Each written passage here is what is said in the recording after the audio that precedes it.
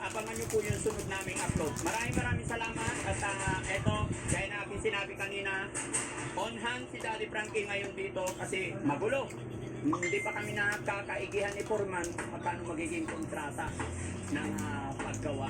Eh, ito sabi nga niya sa akin, 180, masyadong malaki.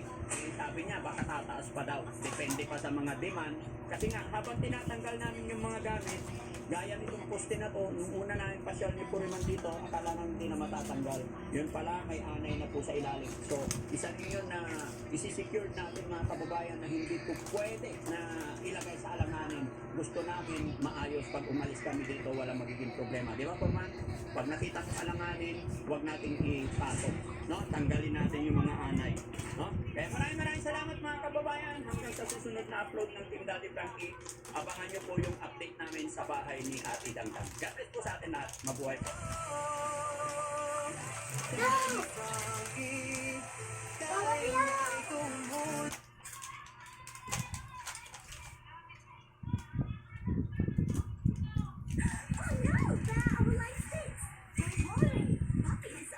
Kaya yung bebe, lutuan na lang kita.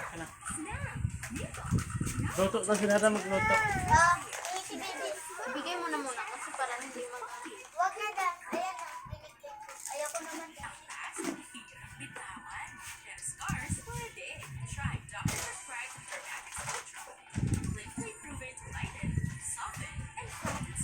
Iyak ano.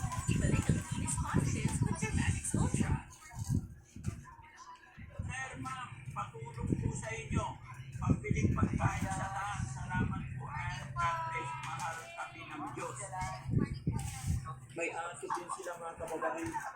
Pinakabahay nyo na po ito. Pero bakit dalawa yung karinan nyo? Ha?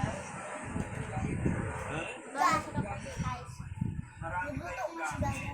Ilang taon na kayo naninirahan sa kalsada? Pabiyahe-biyahe. 8 taon na. Talagang ang gusto nyo ganitong buhay talaga. Pang ilang asawa si Kuya? Pang-5 asawa. Di ba mas maganda mag-stay ka po sa isang lugar kasama yung mga anak mo, lalo na nagkakaedad na po tayo. Dinadala mo yung asawa mo sa kulungan, tapos malalaman niya, naka-4 ka na palang asawa dito sa labas. Alam ng asawa mo. Di niya alam.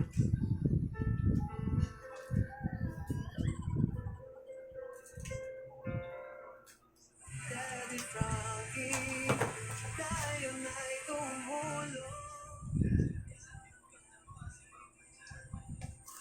Ma, nakamute ka? Hindi na. Hinaan mo na muna. Saan po kayo papunta? Okay na yun. Bulinaw. Ha? Ayoko na. Gusto ko na. Biyaheng Bicol? Ang galing kayong Bicol. Saan sa Bicol? Sir, ma'am, patulong po sa inyo. Pagbiling pagkain sa taas. Salamat po and God bless. Mahal kami ng Diyos.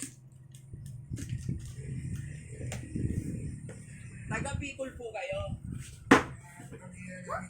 Talo? Taga Bicol. Mag-asawa po kayo?